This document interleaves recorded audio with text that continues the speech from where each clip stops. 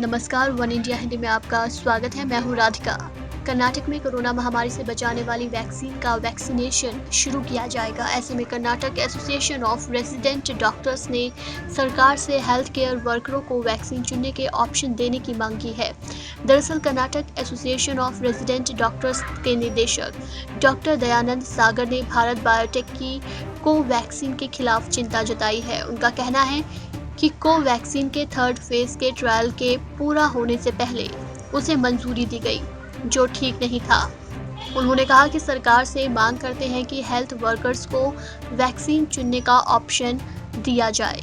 उन्होंने एक वीडियो के जरिए ये अपील की और कहा, कोविशील्ड एक बार को इंटरिम एनालिसिस रिपोर्ट से गुजरी है, लेकिन कोवैक्सीन अभी थर्ड फेज के ट्रायल में है। हम इसकी कड़ी निंदा करते हैं। The Government of India has approved two vaccines, that is the Covishield and the Covaxin. Covishield, we have at least got the interim analysis report.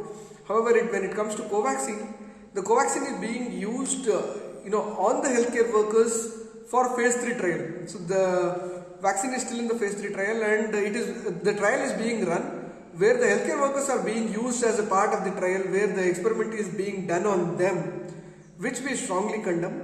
And the undertaking that is being taken sounds very suspicious. That is, the consent form is very suspicious, where it mentions that the efficacy of the Covaxin is not proven yet.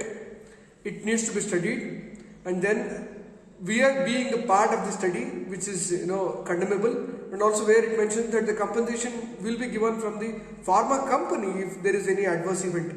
The medical colleges in Karnataka, like the Hassan Medical College, Shimoga Institute of Medical Sciences, Chamarajanagar, WIMS, Ballari, all these colleges, where they have compelled them to take Covaxin, where a choice of vaccine is not being given. We strongly condemn this. Health workers should be given option of choosing a vaccine, and also we demand at least government should provide a vaccine which has got at least interim analysis, that is half analysis of the phase 3, not before that. Doctor Dayanand Sagar ने साफ साफ कहा कि trial basis पर Covaxin का उपयोग स्वास्थ्य कर्मियों पर करना निंदनीय है। इसके बाद अंडरटेकिंग पर साइन करना शक पैदा करता है। इसके बजाय स्वास्थ्य कर्मियों को वैक्सीन चुनने का ऑप्शन दिया जाना चाहिए। सरकार को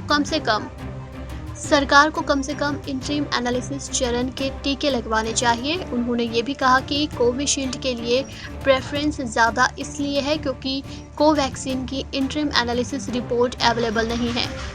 आपको बता दें कि 3 जनवरी को कोवैक्सीन और कोविशील्ड वैक्सीन को मंजूरी दी गई थी। कोविशील्ड का निर्माण सीरम इंस्टीट्यूट ने किया है, तो वहीं कोवैक्सीन का निर्माण भारत बायोटेक ने किया है, जो अभी थर्ड फेज के ट्रायल में है। इस खबर में फिलहाल इतना ही। तमाम अपडेट्स के लिए बने रहिए वन इंडिया के साथ।